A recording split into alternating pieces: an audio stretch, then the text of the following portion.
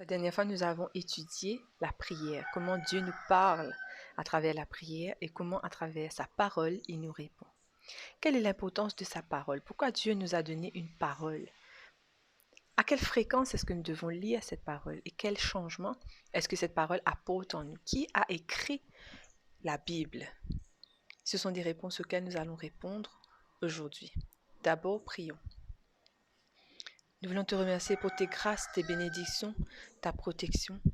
Nous voulons te demander pardon pour nos péchés, en pensée, en parole et en acte. Alors que nous sommes à étudier ta parole, nous te demandons ton Saint-Esprit afin qu'il nous guide, qu'il nous corrige et qu'il nous mène vers toi. Ces grâces, nous te les demandons dans le nom de Jésus. Amen. La parole de Dieu répond à des questions existentielles que nous nous posons tous. D'où est-ce que nous venons? Où est-ce que nous allons? Pourquoi est-ce que nous sommes ici-bas sur cette terre? La parole de Dieu est un manuel. Dieu est notre créateur. Et dans sa parole, nous voyons comment nous pouvons vivre heureux, vivre bien. Les choses à manger et à ne pas manger. Les choix à faire, l'état d'esprit. Tout est écrit dans la parole de Dieu et nous est accordé pour que nous puissions connaître le plan de Dieu pour nous. Et l'un des cas les plus flagrants qui m'a touchée, c'est l'histoire de David Wood. Lorsque vous allez sur YouTube, vous voyez plusieurs témoignages de personnes qui ont rencontré Dieu et comment ça a transformé leur vie. David Wood était un psychopathe. Il ne ressentait aucun remords, aucune empathie envers les autres.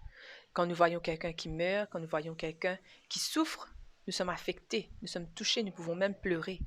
Mais les personnes qui sont psychopathes, ils ne ressentent rien, même pas une once de tristesse pour les autres. Et en grandissant, David Wood se prenait pour un dieu. Donc, il ignorait l'existence d'un Dieu extérieur à lui. Il se prenait pour le plus grand de tout l'univers. Et il violait les lois. Ça a commencé par des petites choses.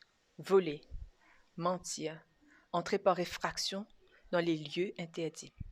Jusqu'au jour où tout ça n'était plus suffisant. Il cherchait toujours plus, comme une drogue. Et au final, il a pris un marteau et il a agressé son père, pensant que son père allait mourir. Ensuite, il est parti comme si rien n'était. Mais le père n'est pas mort. Il n'a pas porté plainte contre son fils et il a eu besoin de passer 15 ans en prison. Sans aucun remords, sans aucun regret, sans aucune tristesse, il se rend en prison. Et alors qu'il est en train de s'asseoir un soir, il voit un mur devant lui. C'est un homme très, très intelligent. Mais pour lui, il était évolutionniste, scientifique, il ne croyait pas en Dieu.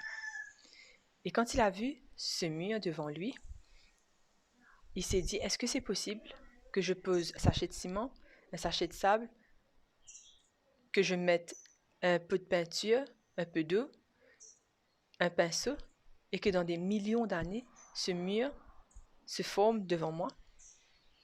Alors il s'est posé la question, il s'est dit, mais que c'était un peu improbable de penser une chose pareille. Maintenant, à quel point, si nous voyons quelque chose de complexe comme l'univers, comment est-ce que nous pouvons attribuer cela au hasard? Donc il s'est posé des questions et il a fait la rencontre d'un chrétien. Et ce chrétien-là, il ne se laissait pas persécuter, il n'entrait pas dans les bagarres, alors que lui, il passait son temps à le chercher, à le provoquer. Le chrétien ne rentrait jamais dans son jeu. Et il se posait des questions par rapport au chrétien. Il était en train de toujours pousser les limites du chrétien pour pouvoir dire, ah, tu vois, tu es supposé être un chrétien, mais regarde ton comportement. Mais il n'a jamais réussi à le faire. Et plus il côtoyait le chrétien, plus il se rend compte que ce chrétien, il a quelque chose de spécial. Et par rapport à cela, il va rechercher Dieu dans sa vie. Et vous savez, lorsqu'il va rencontrer Dieu, lorsqu'il va se donner à Dieu, il va être un homme transformé. Il va se marier et avoir 5 enfants. Et alors qu'il est un homme très intelligent, il va devenir un apologétiste. Ça veut dire qu'il va défendre la Bible, il va défendre la théologie contre ceux qui ne croient pas, les évolutionnistes et les scientifiques. Et il va consacrer sa vie à partager la parole de Dieu à ceux qui l'entourent. Alors là, nous voyons un cas dans des millions d'autres cas où nous voyons que Dieu a transformé la vie de psychopathes. Mais Dieu est tout-puissant et la parole de Dieu est capable de transformer notre être intérieur. Qu'est-ce que la Bible? Le premier homme à écrire la Bible, c'était Moïse. Il a écrit les 5 premiers livres de la Bible. Auparavant, que se passait-il? Parce qu'il a raconté l'histoire depuis Adam et Ève. Comment est-ce que l'histoire avançait? Comment est-ce que les gens connaissaient ces histoires? Alors, auparavant, les gens entendaient parler de la parole de Dieu. Et ils s'en souvenaient. Et ils partageaient cela à leur génération comme Dieu leur avait ordonné. Qu'est-ce que cela implique? Comme je vous ai dit, Adam et Ève, ils étaient parfaits. Ils utilisaient 100% de leur matière grise. Donc, ils avaient une mémoire d'éléphant. Une mémoire photographique où ils se rappelaient de chaque détail. Mais au fur et à mesure que les années allaient, au fur et à mesure qu'il y avait le péché, de plus en plus les hommes oubliaient, mettaient de côté. Et il y avait une dégénérescence intellectuelle. Donc Dieu a donné l'ordre aux hommes de transmettre les écrits de sa parole pour les générations à venir. Dans la Bible, il y a 66 livres, 39 livres de l'Ancien Testament et 27 livres du Nouveau Testament. Moïse va écrire les 5 premiers livres et Jean terminera en écrivant le livre de l'Apocalypse. La Bible fut écrite par plusieurs auteurs. Des bergers, des pêcheurs, des soldats, des médecins, des prêtres, des rois. Des personnes de différentes catégories, différents niveaux sociaux, différentes éducations, différentes cultures. Mais Dieu va utiliser les êtres humains pour partager sa parole. Comment est-ce que cela s'est fait? C'est par l'inspiration. Il y a plus de 1189 chapitres et 31 173 versets. La Bible a été traduite en plus de 2060 langues. Beaucoup de personnes se posent la question. Il y a l'Ancien Testament, il y a le Nouveau Testament. Mais Jésus est mort, donc l'Ancien Testament n'est plus important, nous devons nous concentrer sur le Nouveau Testament. C'est ça qui est le plus important. Mais est-ce que cela est vrai? Est-ce que vous pouvez dire que je me marie, ce qui veut dire que ma naissance n'a plus d'importance? Ça veut dire que mon enfance n'a plus d'importance. Où j'ai été à l'école, mon acte de naissance, à quelle heure que je suis née, qui a donné naissance, qui m'a donné naissance, tout ça n'est pas important. Le plus important, je me suis mariée, donc c'est maintenant qui compte, et l'avenir. Mais au fait, ce n'est pas le cas.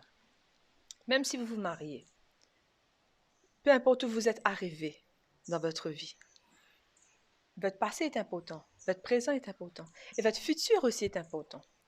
Et dans la parole de Dieu, Dieu nous parle de l'origine du mal. Dieu nous parle de notre création, de la création du monde. Dieu montre l'alliance qu'il a faite avec son peuple et l'attente qu'il a par rapport à son peuple. Il donne les 10 commandements. D'ailleurs, ces mêmes 10 commandements que nous allons retrouver dans le Nouveau Testament. Parce que même après la mort de Jésus, les gens continueront à faire le sabbat.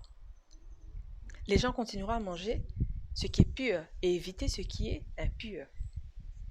Cela nous montre que tout ce qui était dans l'Ancien Testament se retrouve dans le Nouveau Testament. D'ailleurs, l'Ancien Testament prédit la venue de Jésus. Comment est-ce que nous pouvons mettre de côté l'Ancien Testament et seulement nous concentrer sur le Nouveau Testament? Qui a donné ce droit et cette autorité? C'est une pratique humaine, c'est une tradition humaine où les personnes disent l'Ancien Testament n'est plus nécessaire, que seulement le Nouveau Testament est nécessaire pour pouvoir vivre leur vie comme bon leur semble et limiter ce que Dieu a à nous enseigner, limiter ce que Dieu nous dit de faire et de ne pas faire. Mais la parole de Dieu est claire. Jésus a dit, je ne suis pas venu pour abolir, mais pour accomplir. Et nous l'avons vu dans le passé que les seules choses que Jésus a abolies à travers son sacrifice, c'est les sacrifices cérémoniels. C'est-à-dire qu'il n'était plus nécessaire de sacrifier les animaux comme symbole du Christ, parce que Jésus est venu et mort une fois pour toutes. Donc, c'était plus nécessaire de faire les sacrifices. D'ailleurs, le rideau dans le temple va se déchirer pour symboliser cela. Nous devons continuer à étudier sa parole. D'ailleurs, l'Ancien Testament comme le Nouveau Testament nous enseigne énormément de choses, nous donne des conseils. La Bible, vous allez voir, n'est pas seulement remplie de personnes parfaites, mais il y a des personnages qui ont failli, qui ont fait des erreurs. Et nous pouvons apprendre de ces erreurs pour ne pas commettre les mêmes erreurs.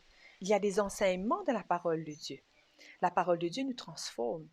Et c'est Dieu, dans son autorité, qui nous a donné cette parole. D'ailleurs, Jésus a suivi l'exemple et il a mentionné les Anciens Testaments, des versets, des textes de l'Ancien Testament lorsqu'il a été tenté dans le désert par Satan. Nous le voyons dans Matthieu 4. Ce qui veut dire que l'Ancien Testament et le Nouveau Testament ont toute leur importance dans notre vie et que nous ne pouvons pas différencier l'un de l'autre. Un homme qui veut épouser une femme ne va pas dire « je te connais maintenant, je te fais confiance pour le présent, je te fais confiance pour l'avenir » sans connaître son passé. Il cherchera à savoir quelle est ta famille, d'où tu viens, où tu as étudié, quel est le background de ta famille, quel genre de parents as-tu, quel genre de frères et sœurs as-tu, quels sont les amis que tu as eus, quelles étaient les pratiques que tu avais, pour pouvoir déterminer si oui ou non il pourra avancer avec cette personne. Il en est de même de l'Ancien Testament. L'Ancien Testament nous dévoile qui Dieu est, ce qu'il a fait dans notre vie, comment il nous a créés, pour quelles raisons il nous a créés. Donc, c'est un tout. Nous avons besoin de toute la Bible pour pouvoir comprendre ce que Dieu a à nous enseigner. Quelle importance est-ce que la Bible a? La Bible nous montre le nombre d'années que la Terre a. Et quand nous ajoutons les généalogies, c'est-à-dire Adam engendra Seth, Seth engendra un tel engendra un tel, il avait tel âge, il est mort à tel âge. Quand nous ajoutons toutes ces années, nous avons l'âge de la Terre. Avant Jésus, il y avait 4000 ans que la Terre avait été créée. Et après Jésus, jusqu'à aujourd'hui, il y a 2000 ans, ce qui fait que la Terre a 6000 ans en tout. Nous n'allons pas pouvoir faire le calcul, mais vous pouvez aller voir sur Internet comment le calcul est fait, pour nous montrer l'âge réel de la Terre. La Bible, comment est-ce que nous savons que la Bible est véridique et réelle et que nous pouvons nous appuyer dessus? Parce qu'il y a des preuves scientifiques qui appuient ce que la Bible dit. Il y a des preuves archéologiques. Par exemple, la Bible nous parle de l'exemple de Noé, du déluge. La science et l'histoire prouvent que le déluge a eu lieu. D'ailleurs, nous pouvons voir la base de l'arche de Noé sur le mont Ararat en Turquie. C'est des preuves historiques et scientifiques que ces faits ont existé. Sodome et Gomorrhe, qui a été détruit par le soufre et le feu. Nous pouvons voir qu'il y a une ville qui est couverte de soufre et qui a été détruite. C'est des preuves historiques, des preuves scientifiques qui confirment ce que la Bible dit. Il y a eu aussi le peuple d'Israël qui s'est enfui d'Égypte et les chariots de ceux-là sont allés après eux alors qu'ils étaient en train de traverser la mer et l'eau les a recouverts. Et nous pouvons voir le reste de chariots dormir dans les profondeurs des eaux. Donc toutes ces preuves nous montrent que ce que la Bible atteste est réel et que ça a vraiment eu lieu. D'ailleurs, Jésus lui-même, lorsqu'il était sur la terre, il y a des historiens qui l'ont côtoyé et qui ont écrit à son sujet. L'une des plus grandes preuves d'ailleurs, c'est que aujourd'hui nous disons avant Christ et après Christ. Les évolutionnistes et scientifiques sont obligés d'utiliser le terme avant et après Christ. Oh, si c'était un homme ordinaire! Pourquoi même l'histoire? Comment maintenant même nous continuons à appliquer cela? Donc ça, c'est des preuves que ce que la Bible dit est réel et a vraiment eu lieu. Et il y a des preuves par rapport à l'histoire et à la science. Nous voyons aussi d'autres preuves de la parole de Dieu quand il s'agit de prophétie. La Bible a annoncé à l'avance des choses à venir qui se sont réalisées dans l'avenir. Dieu les avait déjà annoncés à travers ses prophètes dans le passé. Nous avons déjà étudié une leçon par rapport à cela dans Daniel 2, où nous avons vu comment Dieu a annoncé les différentes puissances qu'il y aurait sur la terre. Babylone, Mède et Perse, la Grèce, Rome, l'Europe. Donc, c'est des preuves que Dieu nous donne. La Bible avait déjà donné la prophétie que Jésus allait venir sur la terre, d'où il allait venir, de quel pays, comment il allait être traité, comment il allait mourir. La Bible avait déjà annoncé toutes choses dans le passé. Et ça s'est réalisé exactement comme la Bible avait prophétisé. La Bible nous parle de faits que nous expérimentons chaque jour. Le surnaturel. Il y a des choses qui dépassent notre raisonnement, notre intelligence. Il y a des apparitions surnaturelles, des anges, des personnes qui ont vu des anges, des personnes qui ont vu des fantômes. Et nous l'avons appris que les fantômes, c'était des anges démoniaques qui prenaient l'apparence de personnes mortes. Donc le fait même que nous expérimentons le surnaturel est une preuve qu'il y a un Dieu qui existe. Bien entendu, la Bible a été écrite par l'homme. Mais c'est Dieu qui a inspiré l'homme à écrire. Dieu parle à travers les hommes pour que les hommes puissent exprimer ce que Dieu leur a annoncé en leurs propres mots, pour que les gens puissent comprendre, pour que nous puissions comprendre quelle est la volonté, les desseins de Dieu pour nous. Dieu va utiliser des pécheurs, des païens, des princes, des personnes de tous les niveaux pour écrire sa parole, inspirée par le Saint-Esprit. Étant donné que les hommes ont écrit la Bible, il y a des erreurs grammaticales. Vous allez voir des fautes de frappe, parce que ce sont des hommes qui ont écrit. Maintenant, est-ce que nous devons faire confiance à la parole de Dieu, étant donné que ce sont des hommes qui ont écrit la parole de Dieu? Étant donné qu'il y a des grammaires, des problèmes de grammaire, mais vous allez voir que la parole de Dieu a une unité, est un tout, et que tout ce qu'ils disent concorde. Ça veut dire que tout est en harmonie. La théologie est présente dans toute la Bible. Qu'est-ce que je veux dire par là? Vous n'allez pas avoir dans l'Ancien Testament un verset qui dit « tu ne tueras point » et dans un autre verset, vous allez voir « tu peux tuer ». Dans un verset, il n'a pas été écrit « tu ne feras pas d'adultère » et dans un autre verset, tu peux faire de l'adultère, ça va. Donc Dieu, tout ce qu'il a enseigné, ses préceptes, sont présents dans toute la parole de Dieu. Et la théologie, l'enseignement biblique, l'enseignement qui vient de Dieu, est en harmonie avec ce que la parole de Dieu nous dit dans son ensemble. La Bible nous dit, dans Hébreux 4, verset 12, c'est la parole de Dieu est vivante.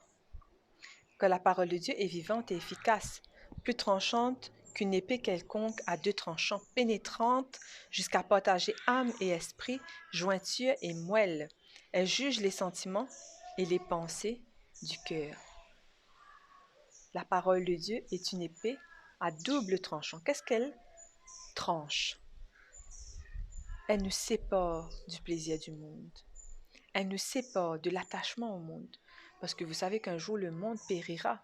Et tous ceux qui forment un avec le monde, tous ceux qui se sont attachés au monde, périront avec le monde. La Bible permet de nous détacher du péché, de nous détacher de tout ce qui nous détruit. La Bible nous transforme notre être, nous permet de connaître Dieu, où le peuple voyait Dieu, côtoyait Dieu. Il y a des expériences dans la Bible qui nous remplissent de foi. Il y a des psaumes où il y a des prières que nous pouvons faire. Il y a des proverbes où il y a plein de sagesse que nous pouvons tirer par rapport à notre vie pratique. Il y a aussi des versets qui nous montrent comment nous devons vivre la fin des temps, comment faire face à certaines situations, à certaines personnes qui ont un caractère difficile.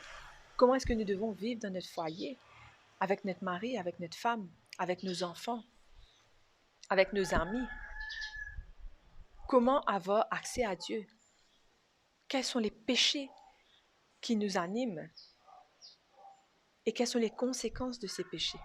La parole de Dieu nous remplit de savoir, de sagesse, d'intelligence, si nous mettons en pratique ce que la parole de Dieu nous dit.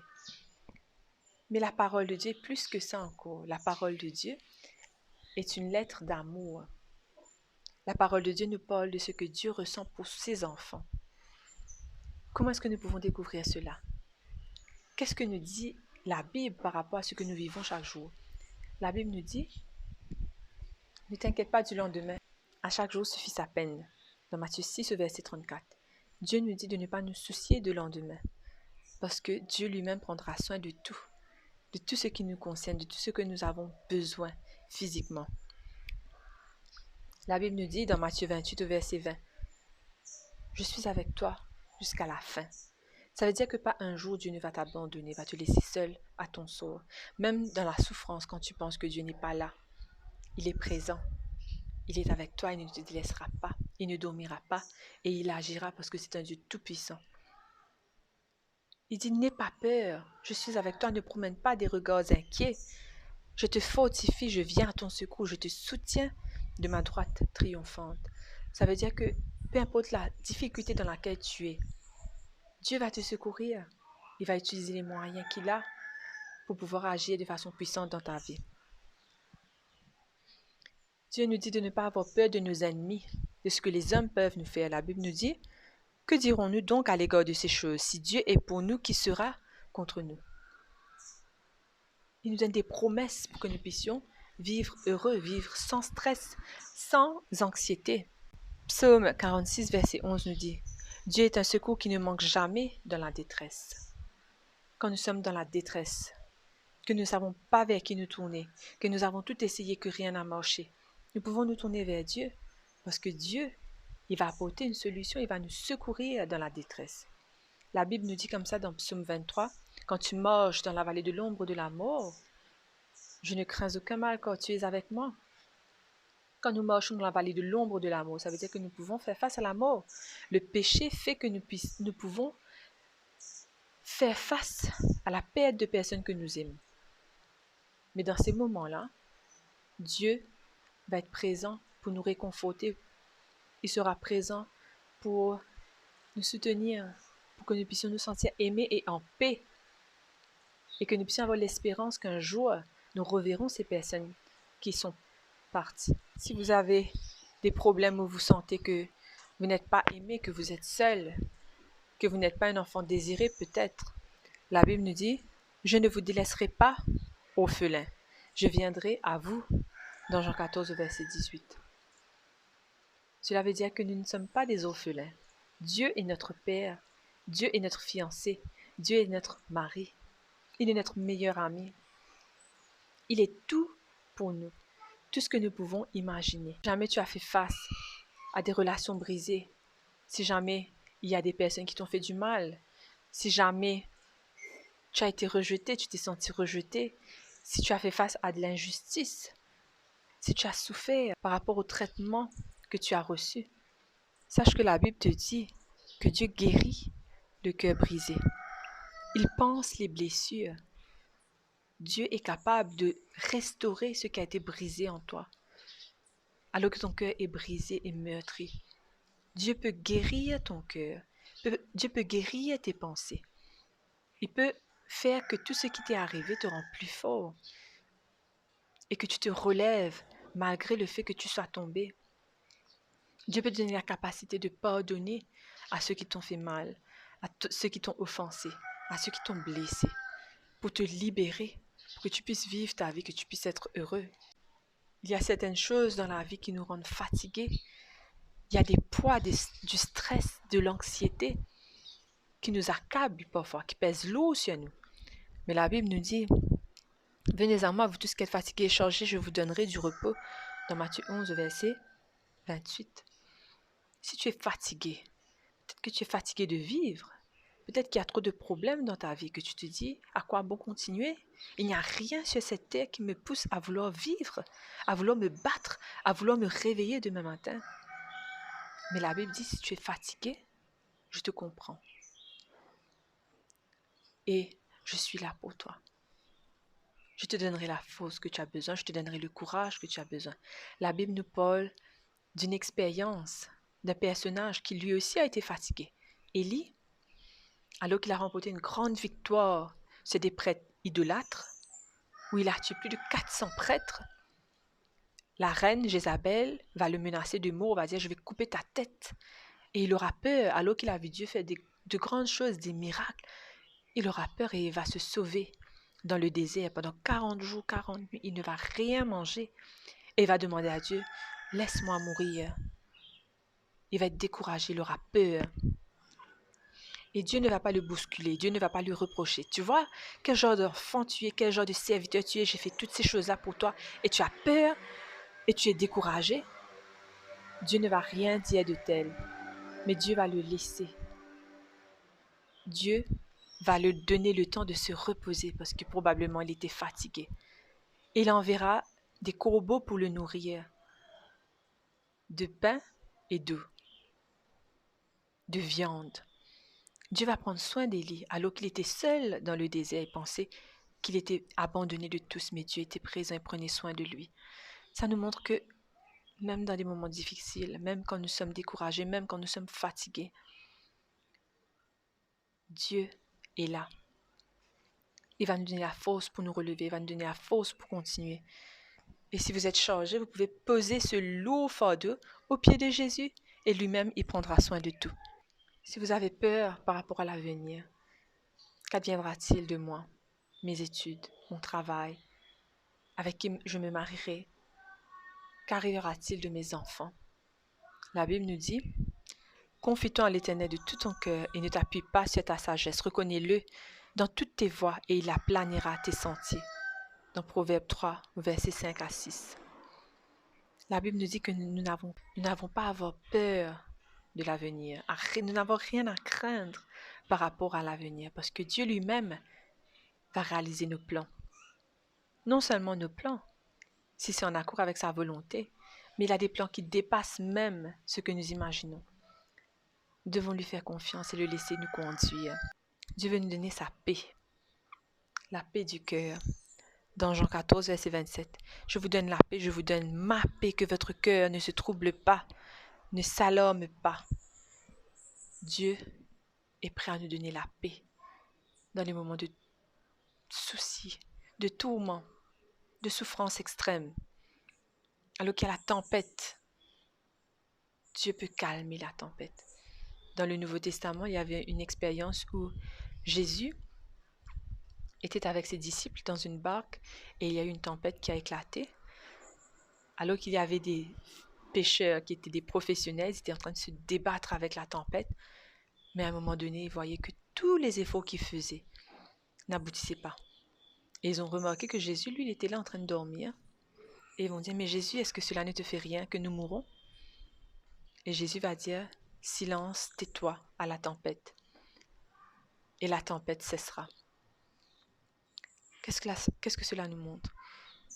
Que Dieu, il peut apaiser la tempête intérieure et extérieure que nous vivons dans nos vies. Mais nous devons simplement faire appel à lui, comme les disciples ont fait appel à Jésus. Nous devons lui faire confiance. La Bible nous dit, faites connaître vos besoins à Dieu par des prières, des supplications, avec des actions de grâce. Dans Philippiens 4, versets 6 à 7.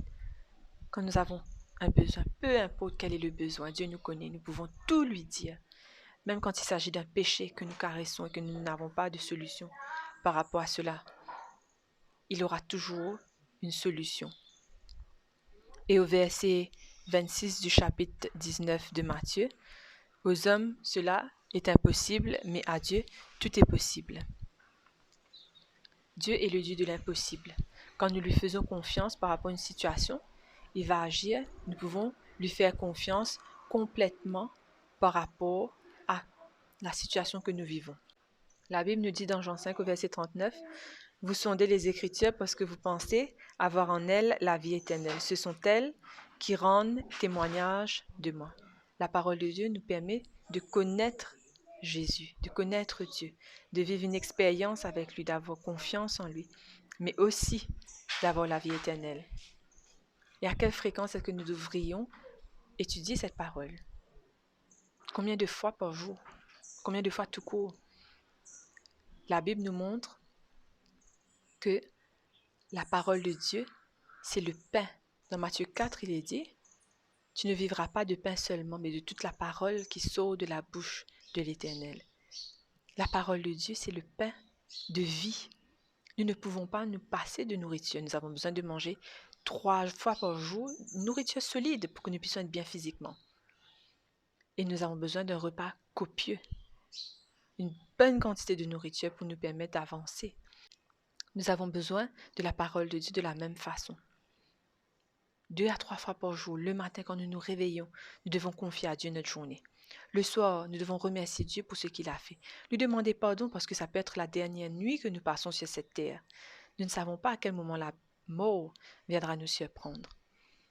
Alors nous devons chaque jour prier et aussi étudier la parole de Dieu. Parce que quand nous faisons face à des situations, nous demandons à Dieu d'agir, il nous répondra à travers sa parole. Donc nous devons nous tourner vers lui. Nous devons étudier cette parole, nous nourrir de sa parole. Par quel moyen? Quand nous lisons, nous pouvons lire des livres qui expliquent cette parole. Il y a des livres d'Ellen White.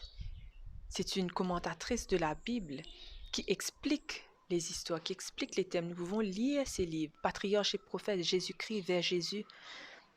Ce sont des résumés de ces textes de la Bible pour nous permettre de bien comprendre. Nous pouvons aller voir les dictionnaires bibliques, les commentaires bibliques. Quand il y a un mot que nous ne comprenons pas, c'est facile à travers l'Internet de rechercher ces mots. Mais nous ne devons pas seulement lire la parole de Dieu de façon superficielle, mais nous devons l'étudier. Nous devons poser des questions. Nous pouvons aussi poser des questions à ceux qui nous entourent, nos amis, notre pasteur. Je suis sûre qu'ils seront ravis de vous expliquer ce que la parole de Dieu a à vous enseigner. La parole de Dieu est importante parce que cela nous permet d'être en communion avec lui. Très souvent, nous courons vers lui quand nous avons un problème, mais nous n'avons pas une relation vraiment étroite avec lui, continuelle.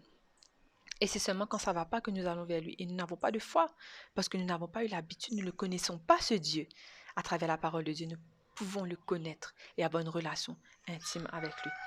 À n'importe quel moment, nous pouvons commencer. Si tu n'as jamais étudié la Bible dans le passé, tu peux toujours commencer.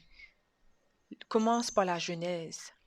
Lis un chapitre par jour. Pas besoin de lire toute la Bible, mais chaque jour, nous pouvons lire un passage de la Bible, étudier ce passage, comprendre, rechercher sur Internet la signification de certaines choses, parce que la Bible est culturelle. Nous devons comprendre que c'était à des temps éloignés de nous, qu'il y a un contexte, des pratiques que nous ne comprenons pas aujourd'hui, que nous devons étudier pour comprendre, pour que nous puissions tirer des leçons pour nous aujourd'hui. Et la Bible nous dit, il n'y a rien de nouveau sur le soleil qui n'a pas été dans le passé. Donc nous faisons face à des choses qui ont déjà existé et à travers la parole de Dieu, nous pouvons tirer des leçons, des conseils précieux pour notre vie, pour notre bonheur. Si c'est ton désir, tu peux toujours commencer. Et avant d'ouvrir ta parole, la parole de Dieu, prie toujours, demande à Dieu l'intelligence, la sagesse et son Saint-Esprit pour te conduire dans la vérité, pour comprendre, parce qu'il y a des personnes qui peuvent lire la Bible pour les mauvaises raisons, pour simplement attaquer les autres. Mais ce n'est pas du tout une épée pour attaquer les autres. Mais la parole de Dieu nous transperce. La parole de Dieu ne transperce pas l'autre. Ça veut dire que nous devons nous examiner. Avec la parole de Dieu, ça nous montre les défauts que nous avons, les péchés que nous chérissons, pour que nous puissions changer, non pas changer les autres. Amen. Nous allons prier. Père éternel, nous te remercions pour ta parole, pour ces richesses, pour ces bénédictions, pour l'enseignement que nous tirons.